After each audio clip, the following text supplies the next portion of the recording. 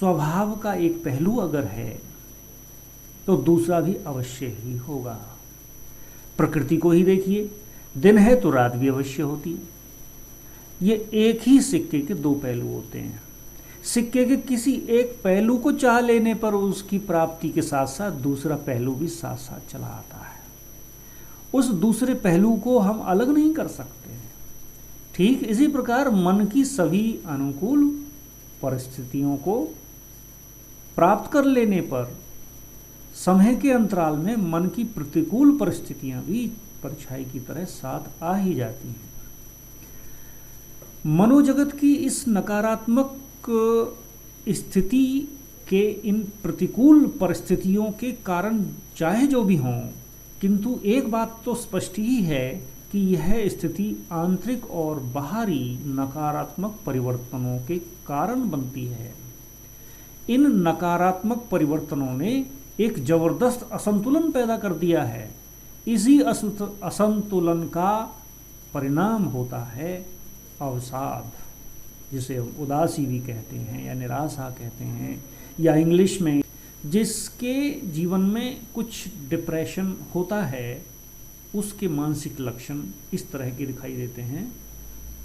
ऐसी स्थिति में मस्तिष्क के ज्ञान तंतु कार्य करना बंद कर देते हैं और जीवन में जैसे कोई रस ही नहीं रह जाता। इसके कारण कुछ एक इस तरह हो सकते हैं कि निराशा की मनस्थिति बनना आज एक आम बात हो गई है। व्यक्ति का स्वभाव तीव्र गति से बदलता जा रहा है, उसका चिंतन नकारात्मकता से ज़्यादा प्रभावित होता जा रहा है। नकारात्मकता के तीव्र गति से बढ़ने का एक बहुत बड़ा कारण है सिनेमा जगत। हेल्दी मनोरंजन की आड़ में नकारात्मकता पनप रही है। प्रतिशत के किसी भी क्रमांक में किसी के भी मन में निराशा के भाव उत्पन्न हो सकते हैं। निराशा या उदासी के ये भाव जब एक सीमा को लांघते हैं तब वे डिप्रेशन का रूप ले लेते हैं, जिसे हम कहते हैं कि भी ये व्यक्ति डिप्रेशन में चला गया है। मनुष्य अपने संचित कर्मों के परमाणुओं को साथ लेकर जन्म लेता है। उन संचित कर्मों के पहाड़ में से कुछ एक ही कर्म उसके सामने प्रारब्ध रूप में बनकर आते हैं, चाहे वो भाग्य अच्छे सौभाग्य के रूप में आते हों, चाहे वो दुर्भाग्य के रूप में आते हों। अपने पिछले जन्मों के कर्मों के प्रभाव से भी उसका चिंतन अथवा मस्तिष्क प्रभावित हो सकता है। परिणामतः निराशा की मनस्थिति गहराती चली जा सकती है, क्योंकि संचित नेगेटिव कर्म जब प्रारब्ध बनकर आते हैं तब सिवाय उनको भोगने या उनको सहन करने के सिवाय दूसरा कोई उपाय नहीं रह जाता। ऐसी स्थिति में सहन शक्ति की कमी के कारण अवसाद जल्दी आ सकता है।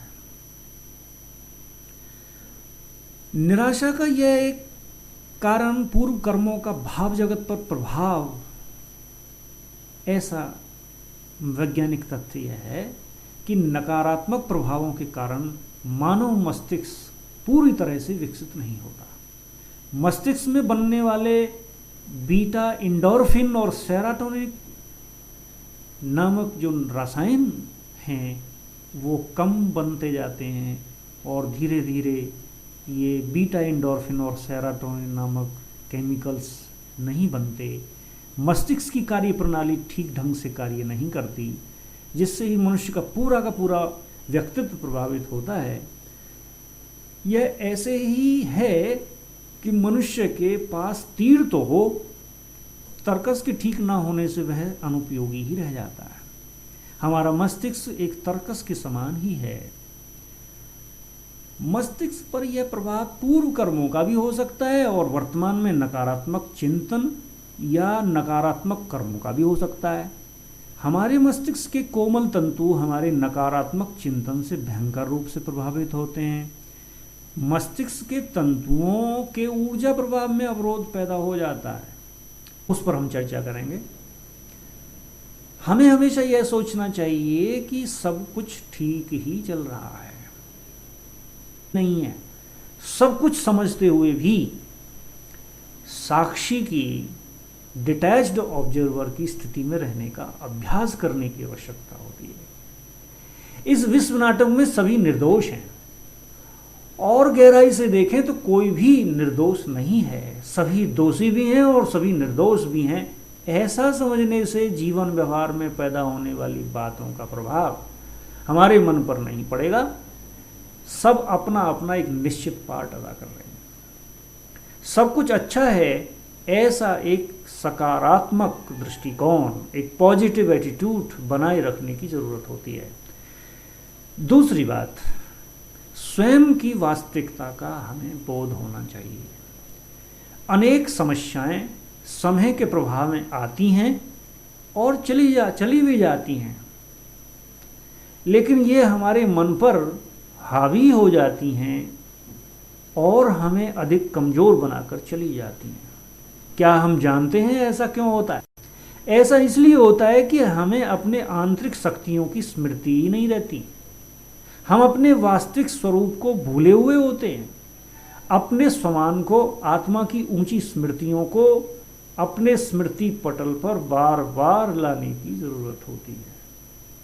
जब ऐसी तुलनात्मक दृष्टि हमारी अंदर से जागृत होगी, तब अंदर समझ में आएगा कि कहाँ मुझ आत्मा के, कहाँ मेरे अपनी अंदर की ऊंची स्थितियां और कहाँ ये समस्याएं और परिस्थितियां। बहुत बड़ा अंतर है। मेरी स्थिति बहुत ऊंची है और उसके मुकाबले में ये परिस्थिति, हम सवेरे उठते ही न्यूज़पेपर देखते हैं, उसमें कोई नेगेटिव खबर पढ़ते हैं या कोई और ऐसी वेस्ट बातें जो हमारे अंदर फाइल में रिकॉर्ड हो जाती हैं। सॉफ्टवेयर हमारा अंदर जो है वो वैसा ही अंदर रिकॉर्ड होता है और वही सारे दिन भर वही चिंतन और वही सब चलता रहता है।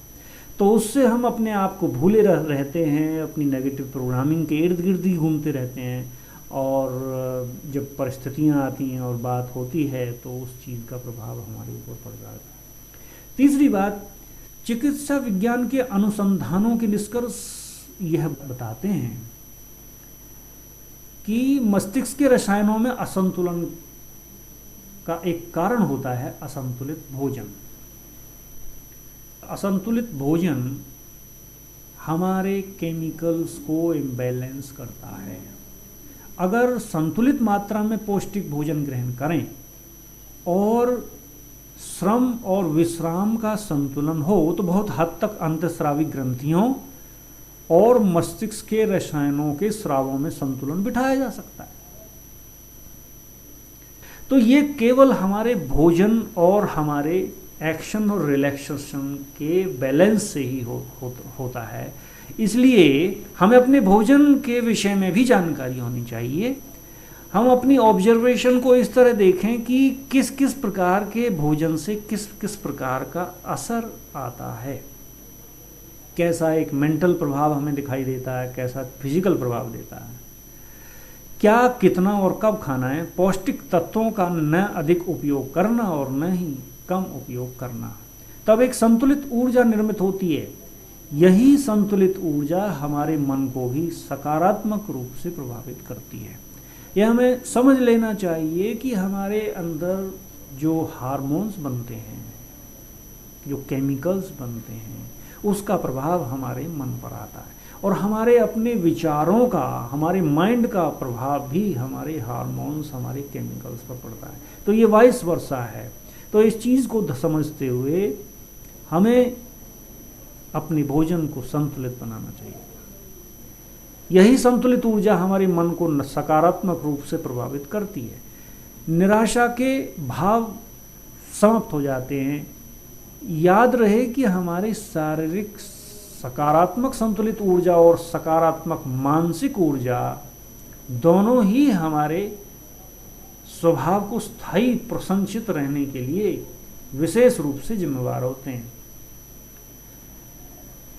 जैसे मान लीजिए कोई व्यक्ति कहता है कि आज मेरा मूड बहुत ख़राब है, आज मूड ऑफ है मेरा, तो उसे ये चेक कर लेना चाहिए कि उसकी जो मेंटल एनर्जी है वो किस तरह की है, आज उसकी जो फिजिकल एनर्जी है वो किस तरह की है।